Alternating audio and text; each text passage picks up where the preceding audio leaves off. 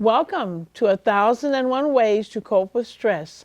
I am Professor Kinshasha Shabaka, and we have with us today Dr. Frederick Munderson, the prolific writer and presenter of a number of books, over 40 books that he has presented on Egypt, and he's going to speak with us on part 2 of Taharka. Thank you so much, Dr. Thank you, Munderson. Professor. And having said that, I'd like to bring you to your attention two of my latest pieces of work. This is called "Who Were the Ancient Egyptians?" Who were the ancient Egyptians? And the second one is African nationalist poetry and prose. African nationalist poetry and prose. Beautiful. These are part of a set of books that I did in this previous 2018 year. The first ones were "In the Egyptian Mind," "Let's Liberate the Temple," "Who Were the Ancient Egyptians?" African Nationalist Poetry and Prose. And I'm not quite complete, but the other book is called "The Hyperstyle Hall," which I'm still tinkering with it because, but it's essentially done. 95% of it is already done, and I'm moving on to the next thing. Anyway, Prolific. so we're dealing with Taharka, which is the second part of my presentation. So he constructed 4 colonnades at the 4 corners of the temple of Karnak. There were four rows of 5 columns to the eastern gate, from facing the eastern gate, beyond Thutmose III's festival temple called the Akhmenu, and Ramses II's the Temple of the Hearing Aid. The Temple of the Hearing Ear. That is to say, you can go there and speak, and the God will hear it up in heaven. The Akhmenu was a place where priests, it was Thutmose's festival temple, but it was also a place where the priests were trained in the ritual of Amun in Karnak Temple. On the south, before the temple of Khonsu, on the north-south axis, remember now, Karnak is an east-west axis temple, and they open up a north-south axis linking Karnak with the temple of Mut and ultimately the temple of Luxor for the south. A similar colonnade in Karnak north within the Mantu principle. Mantu was the war god. It was reconstructed from broken stone. And then there was a probable colonnade before the Mut temple. Most significant, however, was there is a sacred lake, and back when I traveled with Dr. Ben and Brother Abdul was the man, we would often, after transiting the temple, we would often seek refreshments at the Coca-Cola temple. There are temples here, temples here. This is called the Coca-Cola temple. And the Coca-Cola temple, beside the sacred lake, abuts the Taharka edifice beside the sacred lake. Both the Taharka edifice beside the sacred lake and the Taharka Kiosk in the open court both possess solar and Osirian concepts. Structures within open courts speak to the daily journey and regeneration of the sun. This was particularly the layout of the great temple, also the great temple of Amarna, as part of the revolution of Amenhotep IV called Akhenaten. And they like to call this brother, a heretic, but Dr. Obenga said that the term heretic should not be applied to this guy because it was a Catholic term, and it was used thousands of years after him.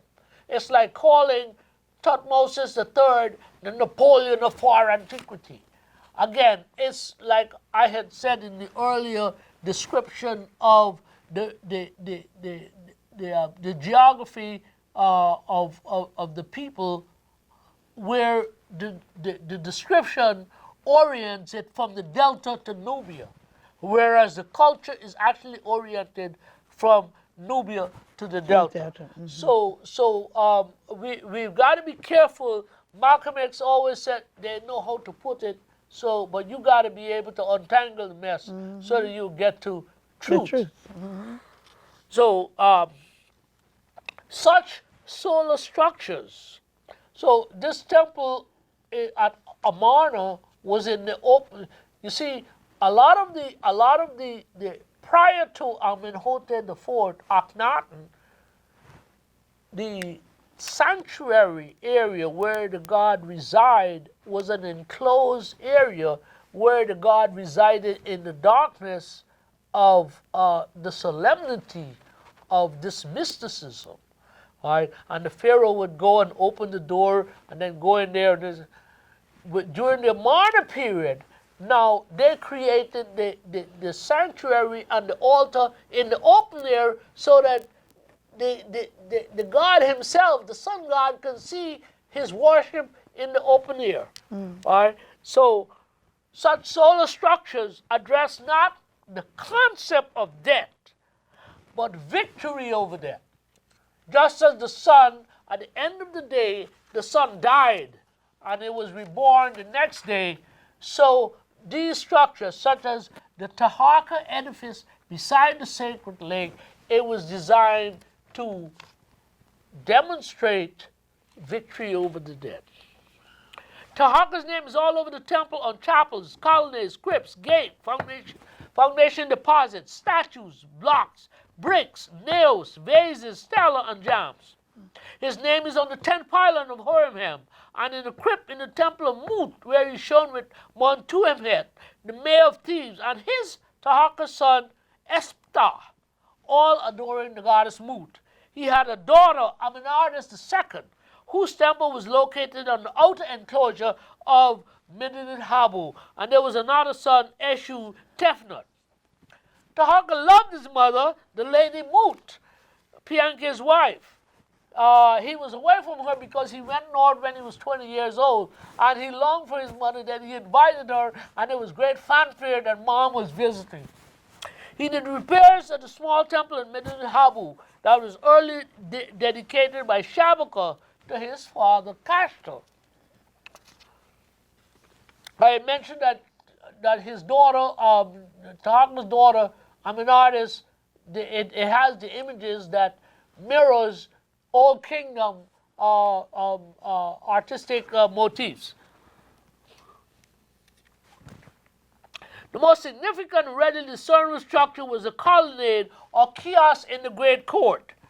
We got to understand that one of the first things when invaders come, they want to destroy your temple.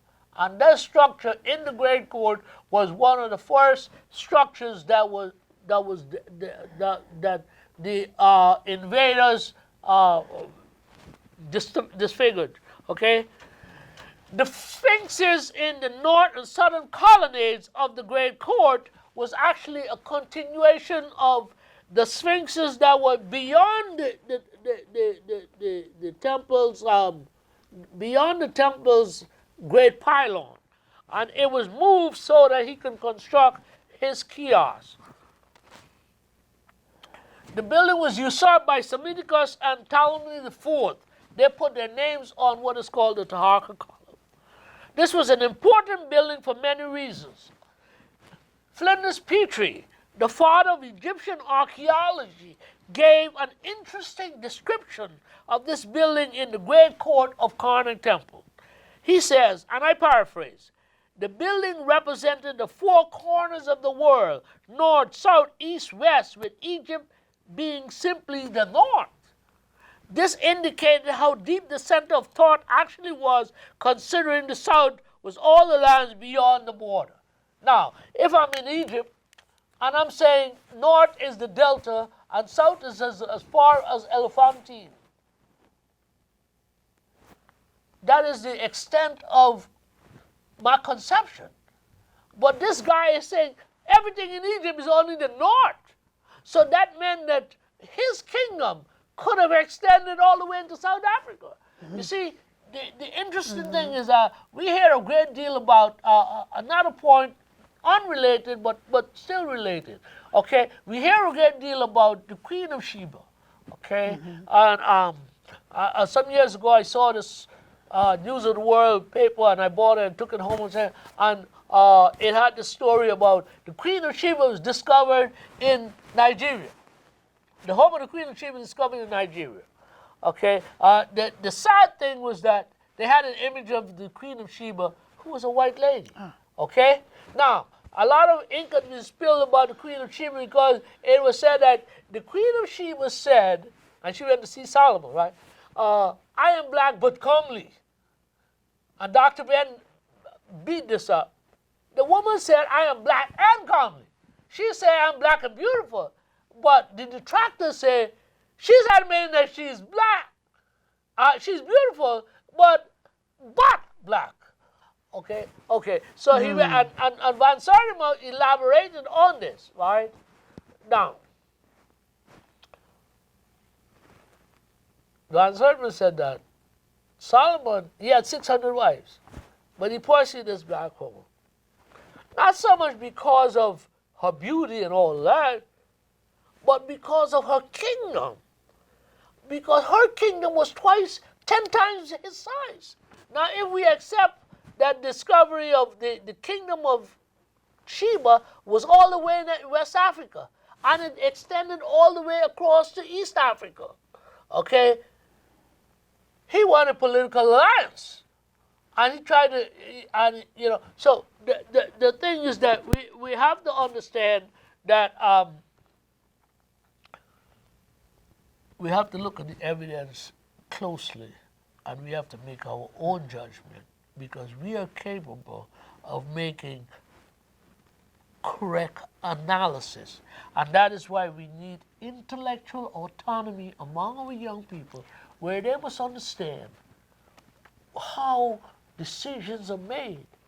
Decisions are made through understanding of the 8 major social sciences: geography, archaeology, anthropology, history, sociology, economics, psychology. And once you wrap all of that around your thought processes, then you develop the problem-solving skills to challenge any statement, to read any written document, and come up with the correct analysis so that you can stand proudly in front of anyone and defend yourself and dismantle or demolish the arguments that they made, because your research indicates that there is based on falsity, and you seeking and exemplifying truth, and therefore you have to win the argument. So,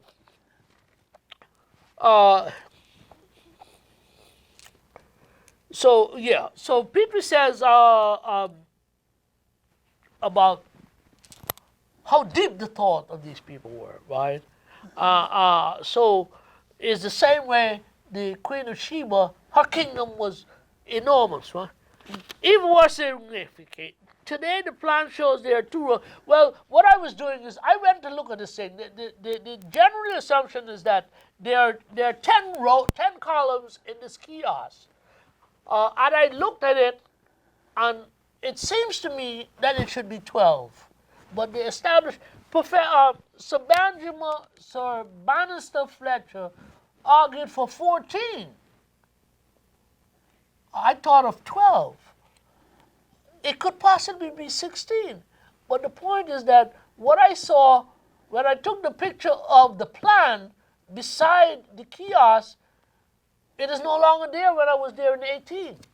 So much is changing that you got to hurry up and get over there so that you can get your pictures and get your knowledge before they put it out of reach. Right. And alter it completely. Yeah. Okay, so Benjamin Bannister Fletcher argued for 14 and what have you. All right. In this kiosk, the king is depicted with Upper and Lower Egypt divinities. his cartouche or his Shenu. Shenu is the name for cartouche, ancient Egyptian, just as how Teken is the Egyptian name for the obelisks. He is shown before a divinity with Nile gods bringing the fruits of their domain. He is shown offering wine to Amun and Mut.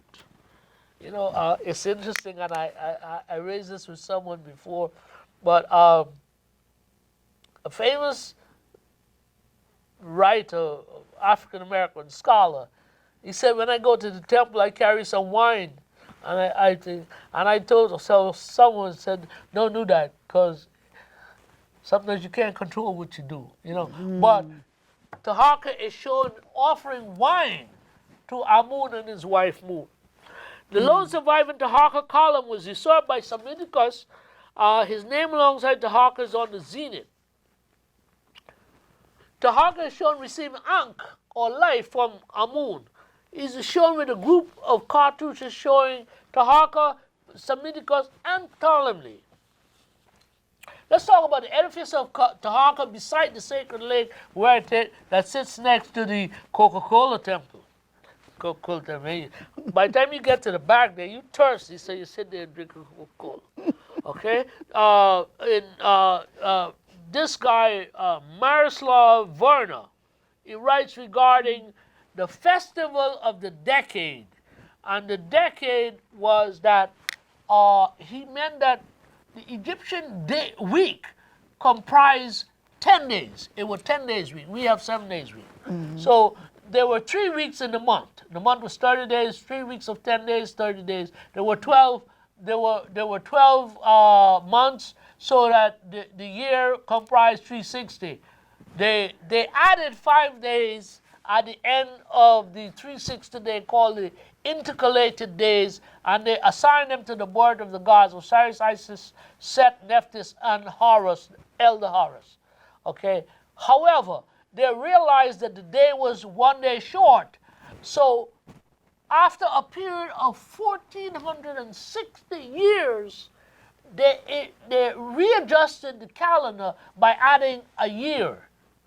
Julius Caesar came to Egypt in 30 BC and found the Egyptian calendar and said, well, okay, I'm going to introduce it into Egypt. So what he did is that he introduced a quarter of a day every year, so that at the end of 4 years, you have a full day. So that February now has, for the duration of the year, February has 28 days, and at the end of the month, every 4 years, February has 29. So, and then his Julian calendar was replaced by the Gregorian calendar, 1582, where Pope Gregory wanted to start a new system and introduce that. But the only and most significant calendar to be introduced was the Egyptian calendar. And as I indicated earlier, by the time of Narmer at 3100, the calendar was 1200 years old. So, as the name suggests, a procession of priests bearing veiled statue of Amun would set off from Amun's Karnak residence to take the god to the temple complex in Medinet Habu on the west bank of the Nile. We mentioned that Medinet Habu was the mortuary temple of Ramses III. The procession would first visit Amun's southern harem in Luxor, and from Luxor cross in boats to Medinet Habu. There is a small temple on a mythical sacred site, the mysterious Gem Hillock, surrounded by an original acacia grove. The god would meet the 8 primordial gods and one of his own forms, the primordial serpent Kamotep, he who has completed his time and so renew his creative power. Amun would then return to Karnak to descend into his crib like the setting sun. During the subsequent rites, he would carry his statue to the roof terrace, where the rebirth of the god would culminate in a flood of sunlight. In the late period, this festival was performed in a temple built in the reign of the 25th dynasty Nubian king Taharka, close to the sacred pool in Karnak. So now, for us to get back to, let's summarize what it is that we're seeking to ascertain about Taharka's architectural contribution of a religious nature. He built in the north, okay, but Thebes and Karnak especially benefited from his benefactions. Okay. Now, so we talked about the 4 colonnades that he built. One in the west, one in the east, one in the south, one in the north. And we talk about the edifice of Taharka beside the sacred lake, where, among other things, the regeneration of the god took place. The Taharka column represents the last of 10. It is complete. During the reign of Psammetichus of the 26th dynasty and the Greek Ptolemy IV, they inscribed their names on that particular structure. They may have done it on the others, but we don't have evidence of that. We only have, okay, if we accept the 10, we have 9 column stumps and 1 complete column. And on the complete column, these names are there. What had happened in 1899, there was an earthquake that destroyed or shook many of the columns of the hypostyle hall. And in the reconstruction of the hypostyle hall, this particular column, because it is symbolic as being the one of the surviving of 10 in that location, it was dismantled. You see, when you go into the Temple of Karnak, off to the right, beside the southern portion of the Great Pylon, there is a mound of earth showing how they were able to reach up to the heights to decorate these high structures. But right beside it, there is, in the southern colonnade in the Great Court, there is an unfinished column that shows how these columns were actually erected.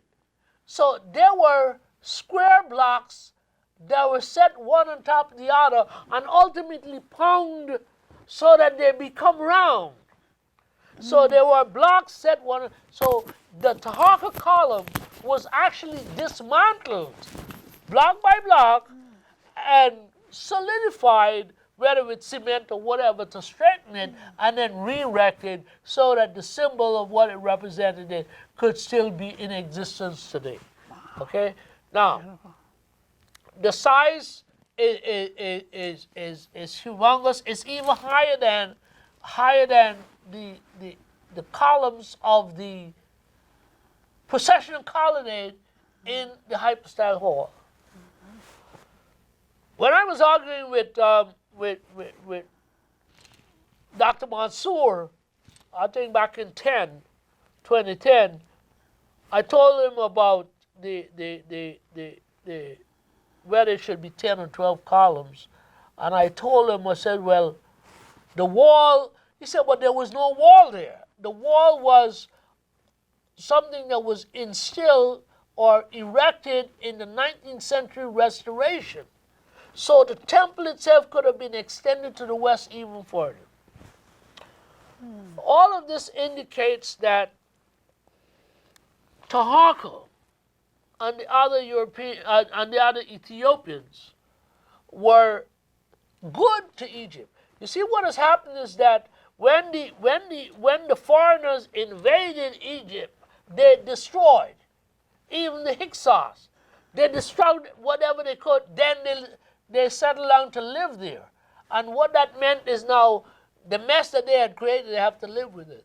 When the Ethiopians invaded Egypt, they respected the culture. They built up.